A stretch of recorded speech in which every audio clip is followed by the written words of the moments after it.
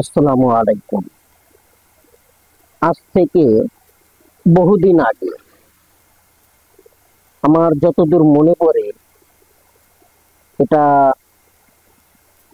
1992 পর থেকে 2005 পর্যন্ত এই সংস্কৃতিটা বাংলাদেশে চালু ছিল। এইভাবে টাকা চাঁদাবাজি করা। আপনারা একটু শুনুন এখানে কি ভাবে কি হচ্ছে। ফেসবুক স্ক্রল করতে করতে একটি নিউজ নজরে পড়ল। আজকে নিউজটি আপনাদের সাথে শেয়ার করছি। আম্মু বেগ এর পোস্ট। তিনি কি লিখেছেন শুনুন। উত্তরা 3 নম্বর সেক্টর 13 নম্বর রোডের বেস্ট বাই এর সামনে গাড়ি থামায় এই কিছু পিন দিয়ে, অর্থাৎ ছবিতে যে পিনগুলো দেখতে পাচ্ছেন সেগুলো, এই কিছু পিন দিয়ে বিএনপির পোলাপাইন টাকা চাইতে আসছে।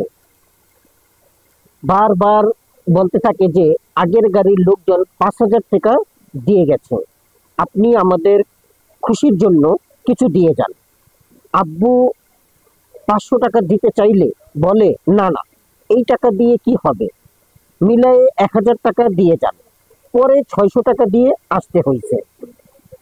আমার আপন খালু কয়েক সপ্তাহ আগে চাঁদা দিতে চায় নাই দেখে তার হাতে কোট দিয়ে এমন অবস্থা করেছে যে 17টি সেলাই লেগেছে, এখনো হাত শুকায় নাই। আমি সেই ছবিও অ্যাড করে দিব। আজকে তার বাসায় যাইতেছি, আর যাওয়ার সময় এই চাঁদাবাজির শিকার হইলাম। এই দেশে যেই দলই আসুক, কোনো উন্নতি আর আশা করি না। কত বড় দুঃখজনক কথা। জি, এই সিস্টেমটার কথাই আমি বলেছিলাম। একটা সময় ছিল এই বিএনপি এবং আওয়ামী লীগ উভয়েই, তাদের যখনই বাংলাদেশে কোনো রাষ্ট্রীয় অনুষ্ঠান হতো, বিশেষ করে 21শে ফেব্রুয়ারি, 16ই ডিসেম্বর, 26শে মার্চ, এই ধরনের যে কোনো অনুষ্ঠানের প্রোগ্রাম হতো, আর আওয়ামী লীগের 15ই আগস্ট, এই ধরনের প্রোগ্রামগুলো হতো, তখনই মানুষকে রাস্তায় দাঁড় করিয়ে, রাস্তায় হেঁটে যাচ্ছে মানুষ তাদের কাছে, কিংবা রিক্সা করে যাইতেছে তাদের কাছে, গাড়ি ঘোড়া থামিয়ে একটা কালো ব্যাজ বুকে পরিয়ে দেবে।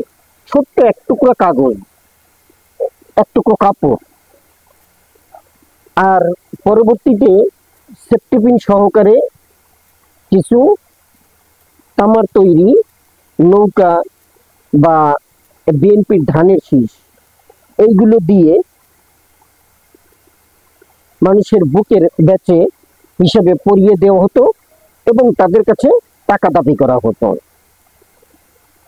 যদি তারা না দিতে চাইতো, তাহলে তারা বিভিন্নভাবে অপদস্থ করত এবং এমনভাবে কথা বলতো যে একজন মানি লোকের মান বলতে আর কিছুই থাকে না। আর এখানে তো দেখলাম যে এই টাকা আদায়ের জন্য তারা অস্ত্র ব্যবহার করতেছে, অর্থাৎ সেই ভয়তেও এখন মানুষ এই ধরনের টাকা দিতে বাধ্য হয়, যেটা সেই পুরনো সংস্কৃতি আবার নতুন করে চালু হচ্ছে। এই ভাইয়ের পোস্টটি দেখে খুবই হতভম্ব হলাম এবং খুব দুঃখও পেলাম যে চাঁদাবাজি করতে করতে এখন কতভাবে চাঁদাবাজি করা যায় তার পুরনো সংস্করণ কিংবা নতুন আরো কিছু সংযোজন করা, সবকিছুই তারা করতেছে, কোনো কিছু আর বাদ দিতেছে না।